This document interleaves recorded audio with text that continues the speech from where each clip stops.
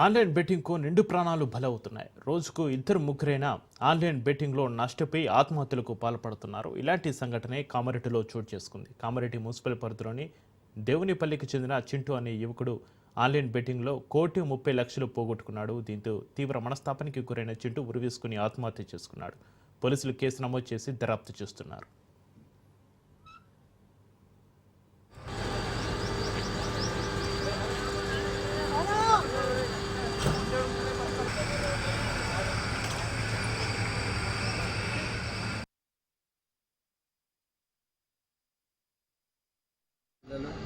మా కోడలి పిల్ల కూడా బయటకు వెళ్ళలేని పరిస్థితి ఉంది. మా వదిన కూడా చేత కాదు.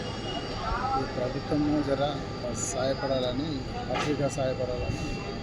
డబ్బులంటే మన 85 లక్షల దాకా ఓడగొట్టుకున్నారు. అంత గుంటూరు బయట జాగలేదు. ఇల్లు అమ్మ ఒక ఇల్లు ఉంది. ఆ ఇల్లు అమ్మితే కూడా బాకీ లేదు. అలాంటి పరిస్థితిలో ఉన్నాను. ఎందుకంటే ఇప్పుడు మనిషికి చిందలెక్క చేసి ఆయన సాగు చేయడం జరుగుతుంది. ఒక చెల్లె ఉంది, చెల్లెలు అక్కడ ఉంది. పెళ్ళైంది ఒక పాప, ఒక బాబు, 3 సంవత్సరాల పాప, 1.5 బాబు, చిన్న ఏజ్. గవర్నమెంట్ దృష్టికి తీసుకెళ్ళి ఆర్థిక సహాయం చేయాలని మనస్ఫూర్తిగా కోరుతున్నాను. దీని పరిస్థితి మళ్ళీ ఈ పిల్లలకు వచ్చింది. ఇలాంటి పరిస్థితి ఎవరికి రావద్దు.